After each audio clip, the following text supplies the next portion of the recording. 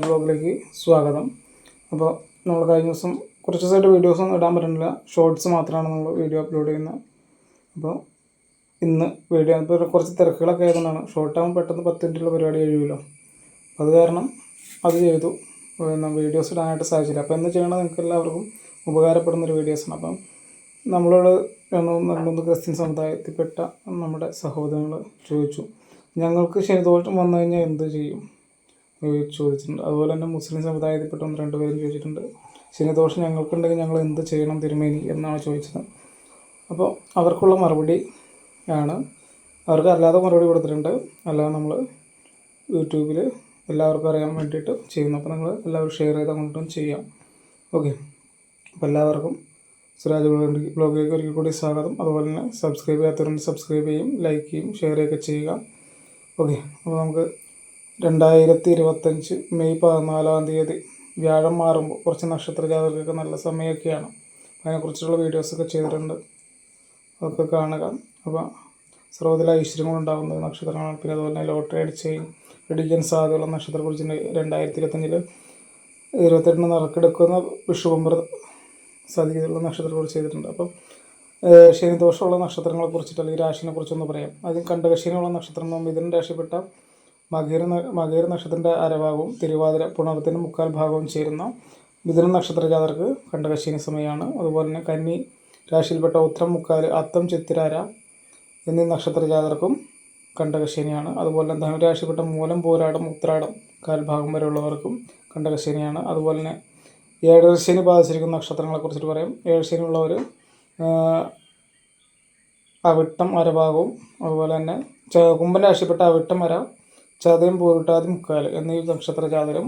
അതുപോലെ മീനൻ രാശിപ്പെട്ട പൂരുട്ടാതി 1/4 ഭാഗവും ഉത്രട്ടാതി രേവതി എന്നീ നക്ഷത്ര ജാതകം. അതുപോലെ മേടൻ രാശിപ്പെട്ട അശ്വതി ഭരണി കാർത്തിക 1/4 ചേരുന്ന കാൽ നക്ഷത്രം, 1/4 നക്ഷത്രം ചേരുന്ന മേടൻ രാശിക്കും ഏഴരശനിയാണ്.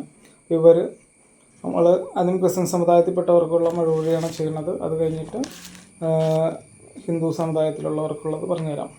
സെൻറ്റ് ജോർജ് പള്ളിയിൽ പോയിട്ട് നിങ്ങൾ നീല മെഴുകുതിരി, ഇപ്പം നിങ്ങൾക്ക് ശനി നിൽക്കുന്ന 4-ലാണെങ്കിൽ 4 മെഴുകുതിരിയും, അതുപോലെ തന്നെ 7-ലാണ് ശനി നിൽക്കുന്നതെങ്കിൽ 7 മെഴുകുതിരിയും, 10-ലാണ് നിൽക്കുന്നതെങ്കിൽ 10 മെഴുകുതിരിയും ശനിയാഴ്ച ദിവസങ്ങളിൽ പോയിട്ട് പള്ളിയിൽ പോയിട്ട് പ്രാർത്ഥിച്ച് കത്തിക്കുക ശനിയാഴ്ച ദിവസങ്ങളിലെ. അപ്പോൾ അതുപോലെ നല്ല വിശ്വാസത്തോട് ചെയ്യുക. നിങ്ങൾക്ക് അങ്ങനെ ശനിദോഷം ഉണ്ടെന്ന് നമുക്ക് തോന്നുകയാണെങ്കിൽ, നിങ്ങൾക്ക് ജാതകപ്രകാരം ഇപ്പോൾ നമുക്ക് സമയം ബുദ്ധിമുട്ടാണെങ്കിലും ഓക്കെ, ശനിയെക്കുറിച്ച് പേടിക്കേണ്ട ആവശ്യമില്ല, ശനീശ്വരൻ നല്ലതാണ്. പിന്നെ അതുപോലെ തന്നെ ശനിയാണെങ്കിൽ 15 മെഴുകുതിരിയും കത്തിക്കുക. കണ്ടകശനിയുള്ളവർ 15 മെഴുകുതിരി തന്നെ കത്തിക്കുക.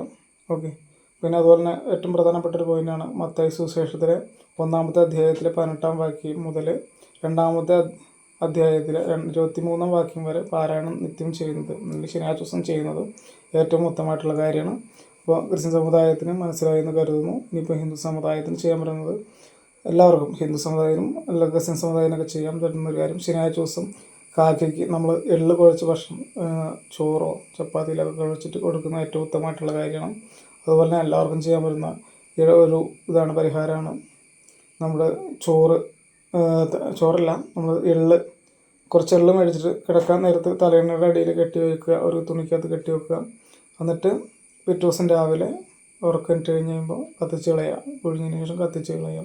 അത് ഏറ്റവും ഉത്തമമായിട്ടുള്ള പരിപാടിയാണ്. പിന്നെ അതുപോലെ തന്നെ ഹിന്ദു സമുദായത്തിൽ ഹിന്ദുക്കളായിട്ടുള്ളവർക്ക് ചെയ്യാൻ പറ്റുന്ന ഒരു പരിപാടിയാണ് അയ്യപ്പ ക്ഷേത്രത്തിൽ പോയിട്ട് നീരാഞ്ജനം കത്തിക്കുന്നത്. അയ്യപ്പനോ ശിവനൊക്കെ നീരാഞ്ജനം കത്തിക്കുന്ന ഏറ്റവും ഉത്തമമായിട്ടുള്ള കാര്യമാണ്. നീരാഞ്ജനം എള്ളുതിരി കത്തിക്കുന്ന ഉത്തമമായിട്ടുള്ള കാര്യമാണ്. അതുപോലെ തന്നെ എള്ള് പായസം കഴിക്കുന്നത് ഉത്തമമായിട്ടുള്ള കാര്യമാണ്.